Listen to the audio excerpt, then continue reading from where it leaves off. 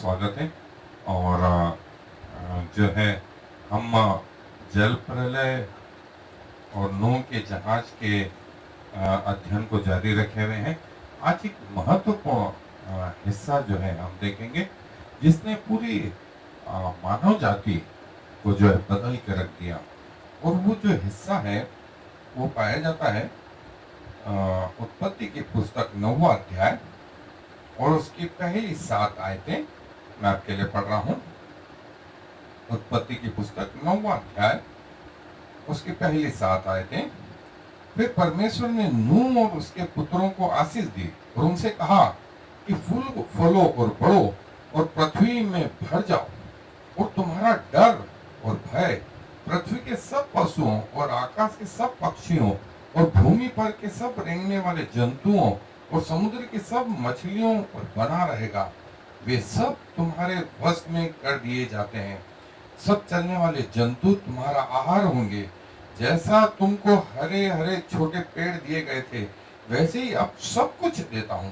पर मांस को प्राण समेत अर्थात लहू समेत तुम न खाना, और निश्चय मैं तुम्हारा लहू अर्थात प्राण का पलटा लूंगा। सब पशुओं और मनुष्यों दोनों से मैं उसे लूंगा। मनुष्य के प्राण का पलटा मैं एक एक के भाई बंधु से लूंगा।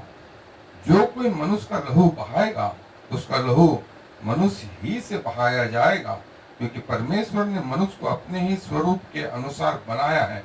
और तुम तो फूलो फलो और बढ़ो और पृथ्वी में बहुत बच्चे जन्मा के उसमें भर जाओ। सो एक महत्वपूर्ण जो चीज है हम देखने जा रहे हैं, वो यही आशीष जो है आदम को दी गई थी। आदम के बाद नूह को, फिर अब्राहम को और इसहाक, याकूब, इन सब से एक वाचा परमेश्वर ने बांधी थी कि न सिर्फ तुम फूलो फलो, वरन आकाश के पक्षी, जंगल के जंतु, समुद्र की जीव जंतु भी तुम्हारे वश में कर दिए जाते हैं। और इसको बोलते हैं किंग या किंगशिप, जिसमें सब आपके अधीन हो और आप सुप्रीम हो। आदम को भी ऐसा बनाया, नूह को भी ऐसा बनाया, अब्राहम को ऐसा कहा। फिर तो हम राजाओं की पुस्तक में पहला शमूएल से जो शुरुआत होती है, तो इतिहास की पुस्तक तक साउल और दाऊद और सुलेमान और राजा होते गए। और सबसे महत्वपूर्ण नया नियम में राजाओं का राजा प्रभु यीशु मसीह, प्रभुओं का प्रभु प्रभु यीशु मसीह। और प्रकाशित वाक्य में आकर के वो अपने लोगों को कहता है कि मैंने तुम्हें राज्य और याजक बनाया। तुम्हें राजा भी बनाया, तुम्हें याजक भी बनाया। सो जो शुरुआत आदम से हुई थी, वो प्रकाशित वाक्य तक, नूह उसके बीच की एक कड़ी है। सो वो कैसे है, आए हम विस्तार से इसको देखें। और जैसा मैंने बताया कि नूह को आशीष दी, 9वें अध्याय में हमने देखा कि प्रभु ने उनसे कहा, दूसरी आयत में, तुम्हारा डर और भय पृथ्वी के सब पशुओं और आकाश के सब पक्षियों और भूमि पर के सब रेंगने वाले जंतुओं और समुद्र के सब मछलियों पर बना रहे। देखिए, ये अधिकार जो दिया, आदम को भी यही अधिकार दिए गए थे। और आदम ने तो प्रभु ने उसको ये भी कहा था, जो जो नाम ये रखेगा वो नाम इसके जीव जंतुओं के पड़ेंगे। और वैसे ही हुआ, वैसे ही हुआ। लेकिन जो रहस्य हम आगे देखने जा रहे हैं, वो एक महत्वपूर्ण रहस्य है कि वो प्रभु इस मसीह को कैसे प्रकट करता है और वो कलीसिया को कैसे बताता है। सो प्रभु जो है अपनी योजनाओं को एक दो दिन में नहीं बदलता। वो जो है अपनी योजनाओं को युग युगान से जो है उसने स्थापित किया, और ये एक महत्वपूर्ण कड़ी है। सो जैसा मैंने बताया, सब लोगों पर राज्य करेगा, सब लोगों में, सब पशुओं में मनुष्य का डर रहेगा। और प्रभु ने आकाश के पक्षी, जमीन के पशु पक्षी और समुद्र के जीव जंतु भी जो है नूह और उसके बच्चों के अधीन किए। और देखिए, जो प्रतिज्ञा की गई थी वो आज तक कायम है, आज तक कायम है। मनुष्य का भय सब में है। और वो मनुष्य जो है, जैसा आदम को राजा बनाया था, राजा एक इनडायरेक्ट रीति से वो जो शब्द था, प्रत्यक्ष रीति से जो है किंग जो है, उसके लिए जो शब्द आया हिब्रू में वो आया मेलेक। और करीब 2000 बार से ज्यादा ये पुराने नियम में आया है। और प्रभु जो है इस राजा शब्द के लिए भजन संहिता 95 अध्याय 3 आयत में भी जो प्रभु जो मानव जाति के ऊपर राज्य करता है। और राजा को हमने देखा कि सारे जातियों के ऊपर जो रूल करता है, जो शहरों के ऊपर रूल करता है। और करीब 31 राजा जो है इजराइल के ऊपर राज्य कर रहे थे। और उसके अलावा न सिर्फ इजराइल के राजा वरन गैर इजरायली राजा भी हुए, जिनका वर्णन बाइबल में पुराने नियम में पाया जाता है। और फलिस्तियों में भी राजा जो थे। और हिब्रू लैंग्वेज में जो है ये जो टाइटल है परमेश्वर के लिए सेरिन शब्द है, सेरिन। और 5 सेरिन जो है लॉर्ड जो शब्द आया है उसके लिए ये शब्द इस्तेमाल हुआ है। और दाऊद और साउल दोनों को इस नेगिद शब्द से, रूलर नागिद, और ये शब्द जो है साउल और दाऊद के लिए इस्तेमाल हुए हैं। और नए नियम में जो है ग्रीक शब्द जो है राजा के लिए बेसिलियस जो है बिल्कुल मेलेक के समान नया शब्द है, मिलता जुलता शब्द है, या यूं कहें पर्यायवाची शब्द है। सो नए नियम में जो महत्वपूर्ण चीज थी वो ये कि राजाओं का राजा, किंग ऑफ किंग्स, प्रभु यीशु मसीह, जीसस क्राइस्ट, वो जो है प्रभुओं का प्रभु, राजाओं का राजा। 1 तीमुथियुस 6वां अध्याय 15वीं आयत। और जो इब्रानियों में आया है वो ये कि वो श्रेष्ठ राजा है। जैसा पुराने नियम के राजा रहे उनसे भी बढ़कर। और जो बेबीलोन के राजाओं के लिए जो शब्द इस्तेमाल हुआ था वो ग्रेट किंग या किंग, जैसा दूसरा राजा 18 अध्याय 28 आयत में कि महान राजा, ये शब्द हिंदी में आया है। ग्रेट किंग अंग्रेजी में आया है। सो एक राजा की अपने लोगों के प्रति जिम्मेवारी भी होती है। और वो जिम्मेवारी ये कि अपने अधीनस्थ लोगों को जो है संभालना, उनकी रक्षा करना, उनकी बेसिक चीजों का ध्यान रखना, और सब मिलके अपने राज्य की रक्षा सुरक्षा करना। और परमेश्वर का जो राज्य है वो सामर्थ्य में, वो कहा गया है वो बातों में नहीं, वो सामर्थ्य में। और प्रभु यीशु मसीह ने जो है, हम आगे देखेंगे, जब पिलातुस ने उससे पूछा तो तू राजा है, प्रभु यीशु मसीह ने कहा हाँ मैं राजा हूं, और मेरा राज्य इस संसार का नहीं तो यहाँ के लोग आते और मुझे तेरे हाथ में पढ़ने नहीं देते, और यदि मैं पढ़ता भी तो मुझे छुड़ा लेते, लेकिन मेरा राज्य स्वर्ग का है। ये सुनकर के पिलातुस घबरा सा गया। और उसने प्रभु यीशु मसीह को छोड़ना चाहा। और प्रभु यीशु मसीह ने अपनी शिक्षाओं में जो है स्वर्गीय राज्य ऐसा है, स्वर्गीय राज्य ऐसा है, स्वर्गीय राज्य ऐसा है, स्वर्गीय राज्य ऐसा है, कई बार ये शब्द इस्तेमाल करा।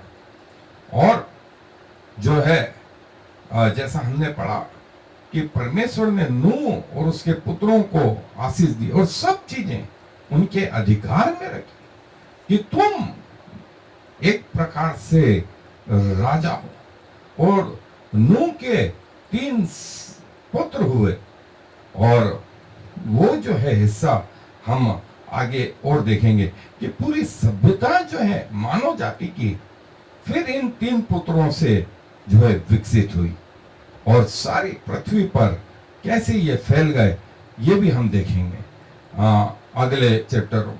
सो जैसा मैंने बताया कि उत्पत्ति की पुस्तक पहला अध्याय 28वीं आयत में आदम को कहा गया सब चीजें तेरे अधीन कर दी गई, सब चीजें तेरे अधीन कर दी। और आदम पहला राजा था, एक प्रकार से प्रभु ने सब चीजें उसके अधीन कर दी। लेकिन क्या हुआ जब आदम ने शैतान की आज्ञाओं को मान लिया तो एक प्रकार से उसने अपनी अधीनता में आए हुए सारे लोगों समेत अपने आप को शैतान को समर्पित कर दिया और शैतान वो राजा बन बैठा। और जो अधिकार आदम के पास था वो शैतान के पास चला गया। इसीलिए जब प्रभु यीशु मसीह की परीक्षा शैतान लेने लगा तो उसने कहा कि संसार का सारा अधिकार मुझे दिया गया है। नहीं, वो झूठ बोल रहा था। वो वास्तव में उसने ये अधिकार आदम से छीना था।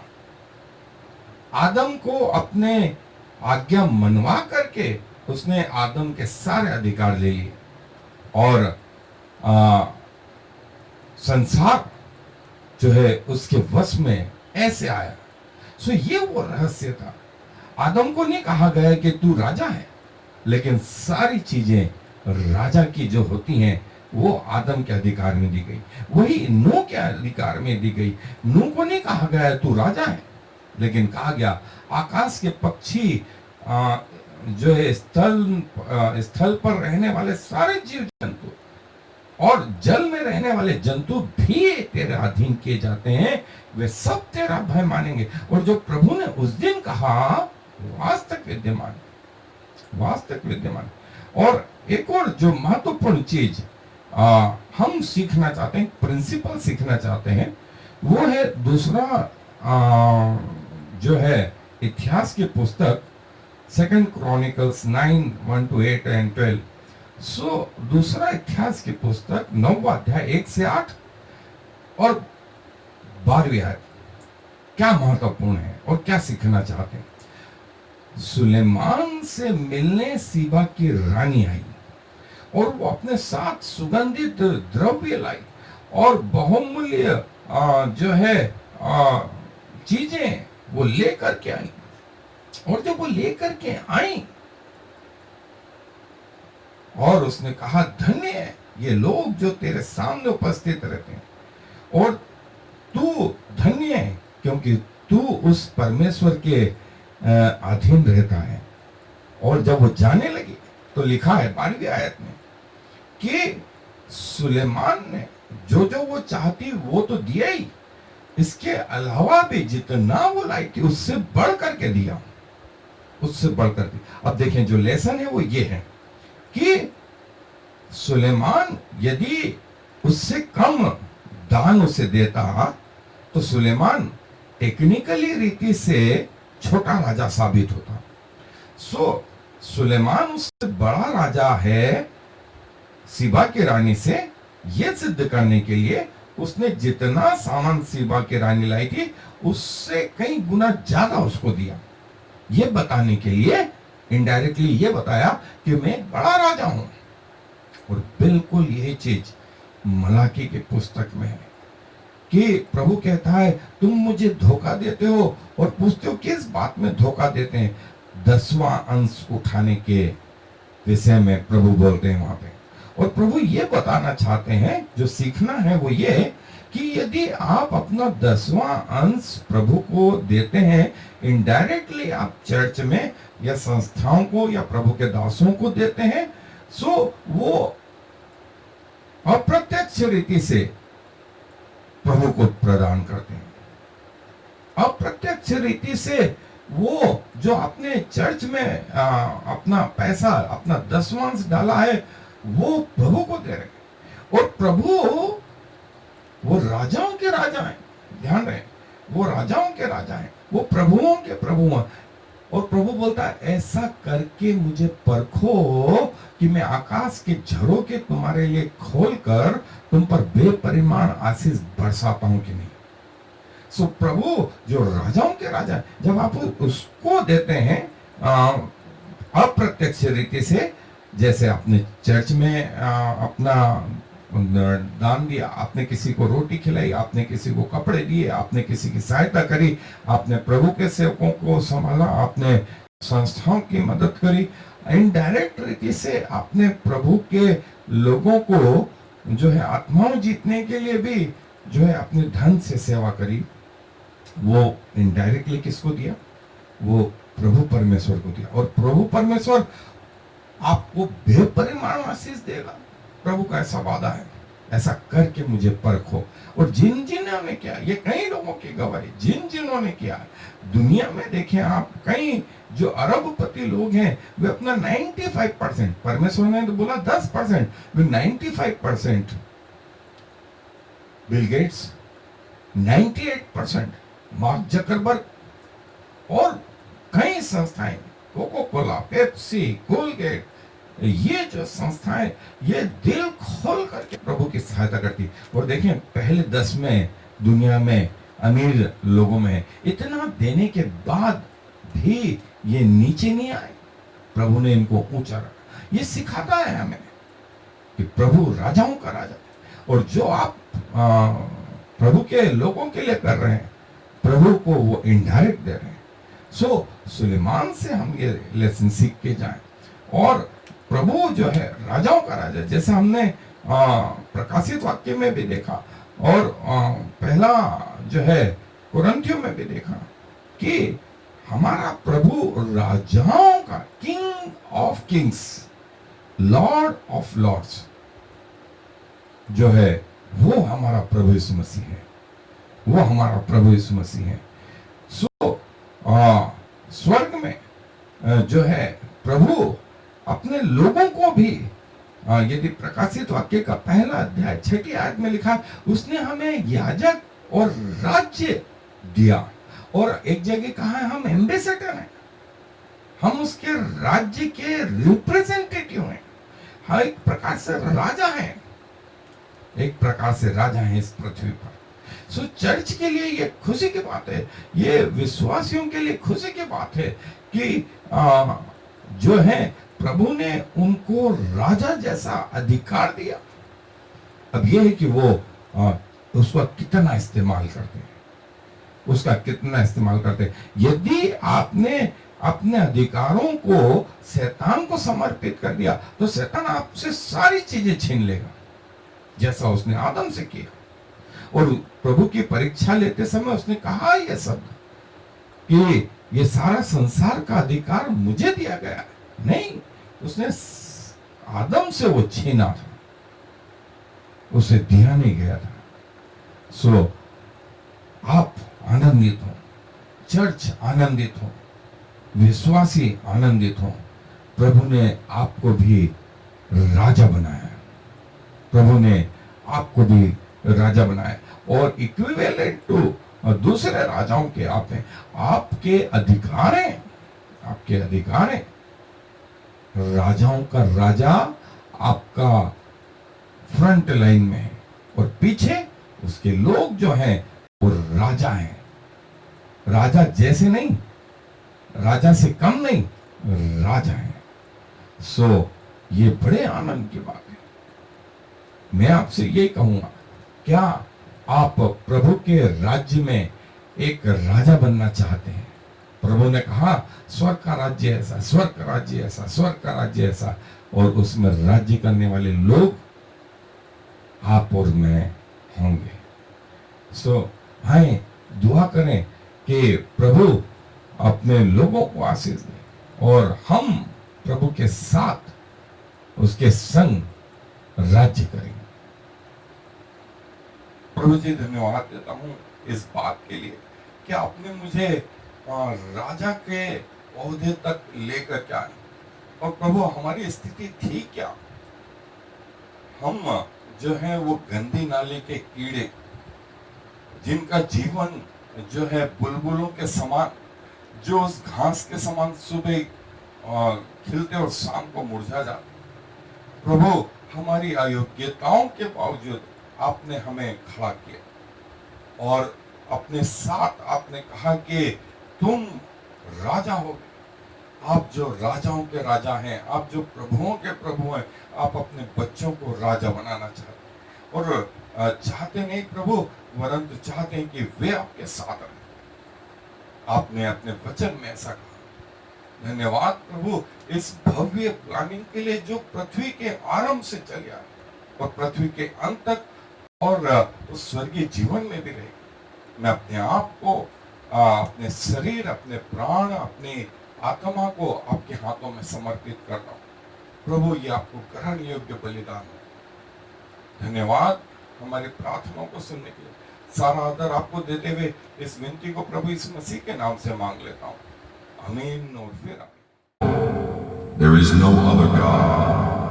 I have prepared you, even though you do not know me, so all the world from east to west will know there is no other God.